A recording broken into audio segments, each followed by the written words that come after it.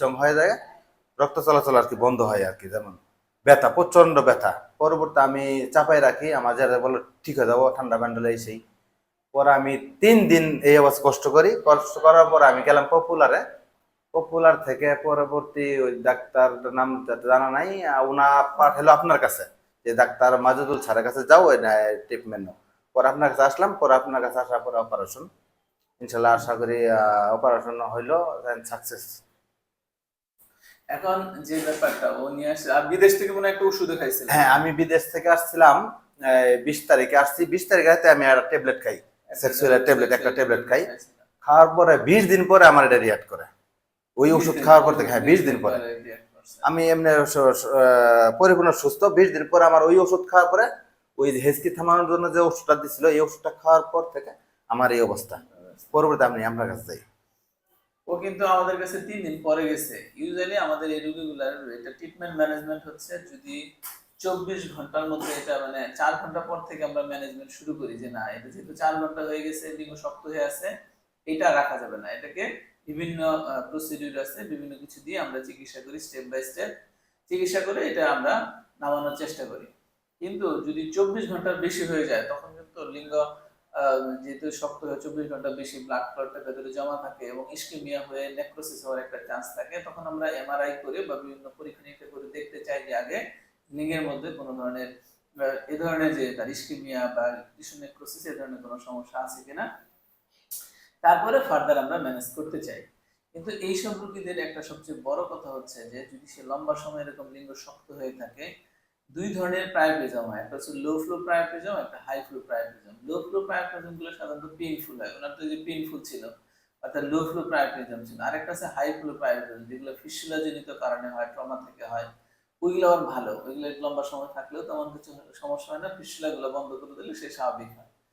কিন্তু যাদের এরকম ওষুধের কারণে, হ্যাঁ, সে যেহেতু যে যখন অনেকে দেখা যায় যে সেক্সুয়াল স্টিমুলেটেড যে ড্রাগ গুলো, এগুলো হঠাৎ করে খায় ফেললে সে বুঝতে পারে না, ডোজ যদি কোনো কারণে বেশি হয়, তো তখন দেখা যায় যে লিঙ্গ লম্বা সময় শক্ত থাকে। এই শক্ত থাকাটা আসলে ভালো কোনো লক্ষণ নয়। যদি 4 ঘন্টার বেশি কোনো সময় যদি লিঙ্গ শক্ত থাকে, যেমন 3 দিন পরে আমাদের কাছে গেছে, 3 দিন পরে সে ডাক্তারকে নোটিস করছে। অনেকে চিন্তা করে যে না এটা কার কাছে কিভাবে বলবো, সে লজ্জায় পায় যে না এটা শক্ত হয়ে গেছে, আমি কার কাছে যাবো, ডাক্তারের কাছে যাবো কি যাবো না, এই ধরনের হেজিটেশন গুলো থাকার কারণে সে একটু সময় দেখা যায় লেনদেনই হয়। এই জন্য যদি কোনো কারণে এই ধরনের সমস্যা হয়, 4 ঘন্টার বেশি যদি লিঙ্গ শক্ত থাকে, অবশ্যই দ্রুত কি করতে হবে, ইউরোলজিস্টের সাথে যোগাযোগ করতে হবে। আমরা যেগুলো ওনার যে ম্যানেজমেন্ট গুলো করছি, প্রথমে আমরা কাউন্সিলিং করে নিয়েছি যে আপনার যেহেতু লম্বা সময় ছিল, হয়তো লিঙ্গ উত্থানজনিত কিছু সমস্যা হইতে পারে পরবর্তীতে, কিন্তু এখন উনি আলহামদুলিল্লাহ ভালো আছে, ওই ধরনের কোনো সমস্যা তার নাই, এবং মর্নিং রেইসও হয় এবং দেখা গেছে যে তার উত্থানজনিত ওই সমস্যাটা এখন তার নাই। আরেকটা ব্যাপার হচ্ছে যে আমরা এই কাউন্সিলিং করার পরে স্টেপ বাই স্টেপ, প্রথমে তো আমরা ইফিড্রিন দেই, ইফিড্রিন দিয়ে ইনজেকশন দিয়ে এটা নামানোর চেষ্টা করি। ইফিড্রিন দিয়ে যদি না নামে, তো তখন আমরা কি করি, অ্যাসপিরেশন করি, হ্যাঁ, যে ভিতরে যে ব্লাড থাকে, ক্লটেড ব্লাড, সেই ব্লাড গুলোকে আমরা বের করার চেষ্টা করি। সেটাও যদি কাজ না করে, তাহলে আমরা কিছু অপারেশন আছে, ছোটখাটো অপারেশন করি। সেই অপারেশন করে বিভিন্ন শান্ট আছে, টি শান্ট আছে, তারপরে কর্পোরিয়াল স্নেইল শান্ট, এগুলো এগুলো হচ্ছে ডিস্টাল টাইপের শান্ট। আবার কিছু প্রক্সিমাল শান্ট টাইপের কিছু শান্ট করা যায়, অর্থাৎ কামানোসো, হ্যাঁ, স্পঞ্জিয়াসাল শান্ট শান্ট আছে। এই শান্ট করে আমরা কি করতে পারি, যেহেতু ওখানে বেশি পরিমাণ রক্ত ঢুকে গেছে, এই রক্তগুলোকে আমরা বের করার বিভিন্ন প্রসিডিউর করতে পারি। লাস্টে আলটিমেটলি আমরা যে শান্ট করি, শান্ট দিয়ে আমরা ইরিগেশনও করি, হ্যাঁ, অর্থাৎ একদিক দিয়ে স্যালাইন ইরিগেশন করবো, আর একদিক দিয়ে স্যালাইন কি করবো, বের করে নেন। অর্থাৎ টোটাল প্রসিডিউর ইনিশিয়ালি কিছুটা পেইনফুল থাকে, আমরা স্পাইনালও দিতে পারি না, অনেক সময় স্পাইনাল দিলে যেটা হয় আরো বেশি রিঅ্যাকশন হয়, স্পাইনালের ভেসিকুলার ইফেক্ট আছে, এটা আমরা লোকাল অ্যানেস্থেসিয়াতেই একটু কষ্ট হলে এগুলো করা হয়। তবে এটার ক্ষেত্রে সবচেয়ে বড় দুটো ইনফরমেশন হচ্ছে যে যদি এই ধরনের কোনো সমস্যা দেখা দেয়, এই ধরনের আমি তো ড্রাগ বা ওষুধ খাওয়া, ডাক্তার পরামর্শ ছাড়া করা যাবে না।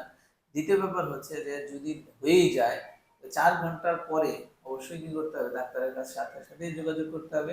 ইনিশিয়াল স্টেজে, আর্লি স্টেজে যদি ওষুধগুলো দেওয়া যায়, ইনজেকশন দেওয়া যায়, ওষুধ দেওয়া যায়, দেখা যায় খুব দ্রুতই কি হয়ে যায়, জিনিসটা ঠিক হয়ে যায়, তো ভয় পাওয়ার তেমন কোনো কারণ থাকে না। কিন্তু যদি লম্বা সময় হয়ে যায়, 24 ঘন্টার বেশি চলে যায়, তখন কিন্তু এর ক্ষেত্রে পিনাইল প্রস্থেসিস একটা ব্যাপার থাকে, অর্থাৎ লিঙ্গের মধ্যে শক্ত রড দিয়ে এই লিঙ্গটা শক্ত রাখার একটা অপারেশন করে এটা ঠিক রাখা যায়। এবং এটা আর্লি করতে পারলে ভালো। অনেকে চিন্তা করে যে না আমি এটা আর্লি নিব কিনা, তো সেক্ষেত্রে আমরা রোগীকে কাউন্সিলিং করি যে না আপনার সমস্যা হয়েছে, বেশি সময় 2-3 দিন বা 7 দিন ওয়েট করছেন, এখন আপনি চাইলে এখনই এই অপারেশন করে প্রাইমারি আপনার পিনাল প্রসেসিস এখনই বসায় দিতে পারেন, তাতে আপনার জন্য পরবর্তীতে ভালো হবে। এখন পরিপূর্ণ সুস্থ। আপনার অপারেশন করার পরেও আপনার আমার 5 দিন পরে একটু ব্লাড আসছিল।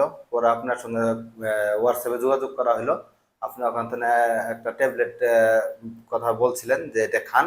এটা খাওয়ার পরে 3 দিন আমি খাওয়ার পরে আমি এখন পরিপূর্ণ সুস্থ। আগে ব্লাড আসতো, ব্লাড এখন বন্ধ। ব্লাড আসার ব্যাপারটা হচ্ছে, যেহেতু আমরা এখানে একটা ছোট অপারেশন করছি, অর্থাৎ শান্ট অপারেশন করছিলাম, অর্থাৎ ডিজিটাল শান্ট। এই শান্ট তো ক্যাবানোসো আপনার স্পঞ্জিয়াসাল শান্ট। এই শান্টটা হচ্ছে, যেহেতু এটা করা থাকে, এর পরবর্তীতে লিঙ্গ যদি উত্থানজনিত কোনো, আবার যদি লিঙ্গ শক্ত হয় বা সে যদি সহবাস করে, সেক্ষেত্রে কিন্তু যেহেতু আমাদের লিকেজ থাকে, এখানে পেনিসের যে কাভারিং কর্পোরা অ্যালবুজিনিয়া, সেই কাভারটা তো আমরা সাধারণত কি করি, এটাকে ইনজুরি বলতে এখানে তো এটা পেনিট্রেটিং একটা ই করা হয়, যে যেদিন অপারেশন করে এটা নর্মাল রাস্তা বাইরে নিয়ে আসা হয়, যেহেতু এখানে একটা ইনজুরি থাকে, এই দিক থেকে রক্তটা লিঙ্গ শক্ত হলে বাইরে আসতে পারে। ওরা এই ঘটনাটা ঘটছিল, পরে এখন আবার তো আলহামদুলিল্লাহ মোটামুটি এখন ভালো আছে।